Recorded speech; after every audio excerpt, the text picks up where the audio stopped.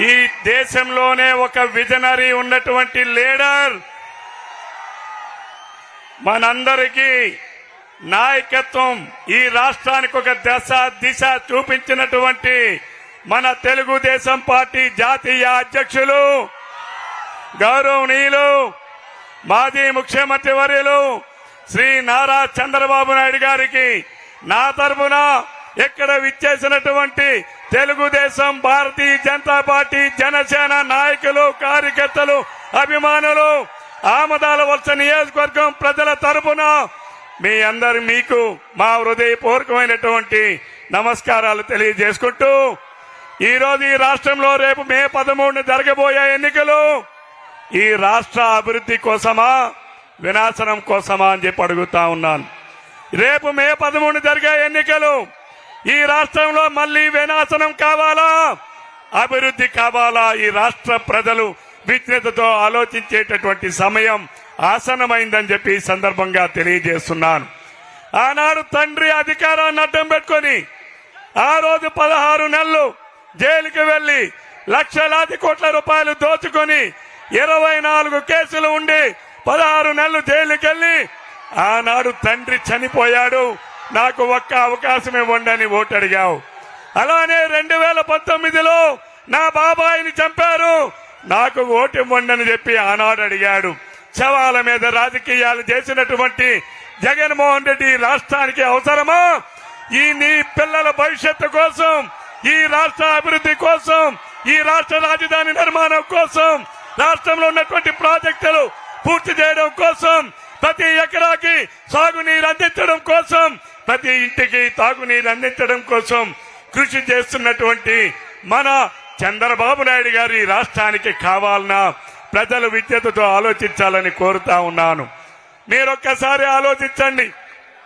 2019లో ఒక్క ఛాన్స్ అంటే ఒక మోసగాడికి ఓటేశారు. ఇదే ఆమదాల వలస నియోజకవర్గం ప్రజలు ఆఖరి ఛాన్స్ అంటే ఒక డమా బుస్సులోడికి ఓటేశారు. నిజమేనా? నిజమేనా? ఏ ఊరికైనా నీళ్ళొచ్చాయా? ఏ ఆనాడు నేను ప్రారంభించిన రోడ్లు పూర్తి చేశారా? నారాయణపురం రీమోడర్నైజేషన్ పూర్తి చేశారా? పంచదార నాగావళి అనుసంధానం పూర్తి చేశారా? మన మున్సిపాలిటీలో ఇంటికి నీరు ప్రారంభించి ఆ రోజు ఇవ్వాలని నేను ప్రారంభించిన పనులు పూర్తి చేశారా? మరి ఏం చేశాడు? ఈ 5 సంవత్సరాలు ఏం చేశాడు? మన ఆమదాల వలస అభివృద్ధి చెందిందా లేదా? ఆమదాల వలస అభివృద్ధి చెందలేదు, కానీ మన డమా బుస్సులోడు బాగా అభివృద్ధి చెందాడు. అవునా కాదా? నిజమా కాదా?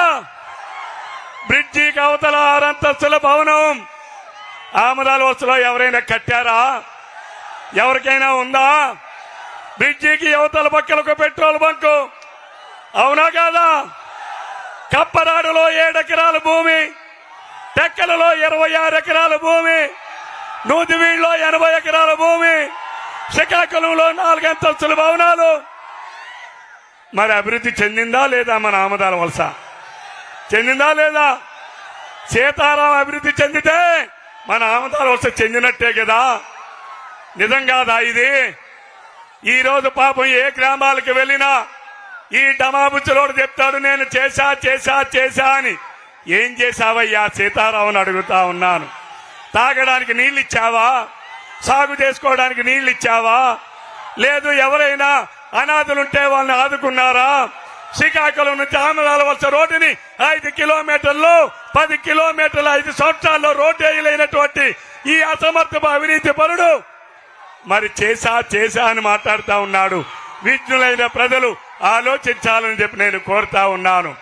మన ఆమదాల వలస నియోజకవర్గం అభివృద్ధి చెందాలి.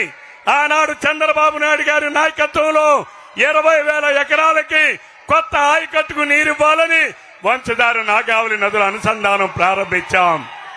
అలానే ఎన్నో లిఫ్ట్ ఇరిగేషన్లు ప్రారంభించాం.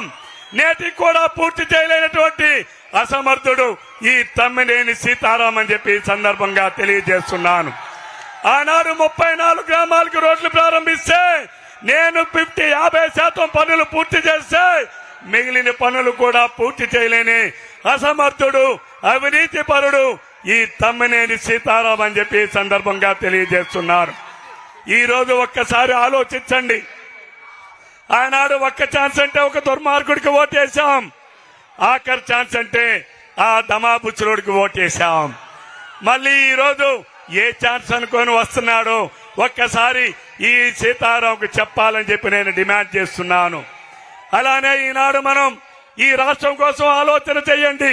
ఆనాడు చంద్రబాబు నాయుడు గారు రాజధాని లేని రాష్ట్రానికి ఒక రాజధాని ఉండాలని రైతుల కోసం, ఆ రోజు ఈ రాష్ట్రం కోసం, రాష్ట్ర భవిష్యత్తు కోసం, రాష్ట్రంలో ఉన్నటువంటి నిరుద్యోగులకి ఉపాధి కల్పన కోసం ఆనాడు ప్రజా రాజధానిని నిర్మిస్తే ఈ దుర్మార్గుడు 3 రాజధానులు అన్నాడు.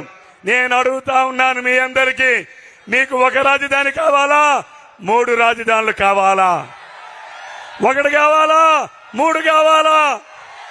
1 కావాలా, 3 కావాలా? ఒక రాజధాని నిర్మించిన మన నాయకుడు చంద్రబాబు నాయుడు గారు ఈ రాష్ట్రానికి అవసరమా కాదా?